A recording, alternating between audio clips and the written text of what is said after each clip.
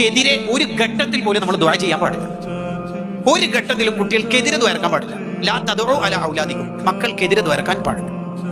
കാരണം യാത്രക്കാരന്റെയും ആക്രമിക്കപ്പെട്ടവന്റെയും മാതാപിതാക്കളുടെയും ദുആ വേഗത്തിൽ സ്വീകരിക്കുമെന്ന് ഹദീസിലുണ്ട്.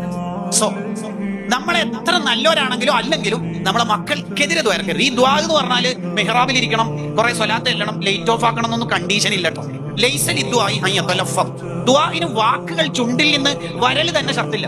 ആയിഷത്തുൽ ബുജൈരി മനസ്സിലിങ്ങനെ ശാപത്തിന്റെ വർത്തമാനങ്ങൾ ചിന്തിച്ചാൽ മതി, അതെന്നെ ഒരു ദുആയി മാറും. നീ ഒന്നും നന്നാവില്ലടോ, നീ ശരിയാവില്ല, നീ ഓനെയാണ് കെട്ടണമെങ്കിൽ എനിക്ക് നീ ഇങ്ങനെ ഒരു മോളില്ല, ഞാനങ്ങനെ പ്രസവിച്ചിട്ടില്ല. നമ്മൾ ഇങ്ങനത്തെ ഈ ശാപവാക്കും കടുത്ത വാക്കുകളൊക്കെ ഉപയോഗിക്കുമ്പോൾ ഈ കുട്ടിക്ക് എപ്പോഴെങ്കിലും നന്നാവണമെന്ന് തോന്നിയാൽ ഇനി എന്താ സാധ്യത ഉള്ളത്? ആ കുട്ടി ഒരു തെറ്റ് ചെയ്തു പോയി.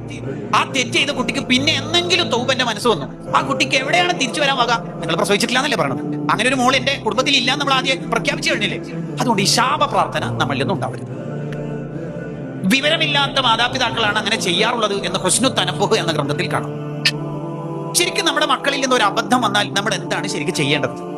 നമ്മൾ പറഞ്ഞതുപോലെയല്ല അവൻ മുടി വളർത്തുന്നത്, നമ്മൾ വിചാരിച്ചതുപോലെയല്ല അവന്റെ സോഷ്യൽ മീഡിയ ഉപയോഗം. അങ്ങനെയാണെങ്കിൽ നമ്മൾ എന്താ ശരിക്കും ചെയ്യേണ്ടത്?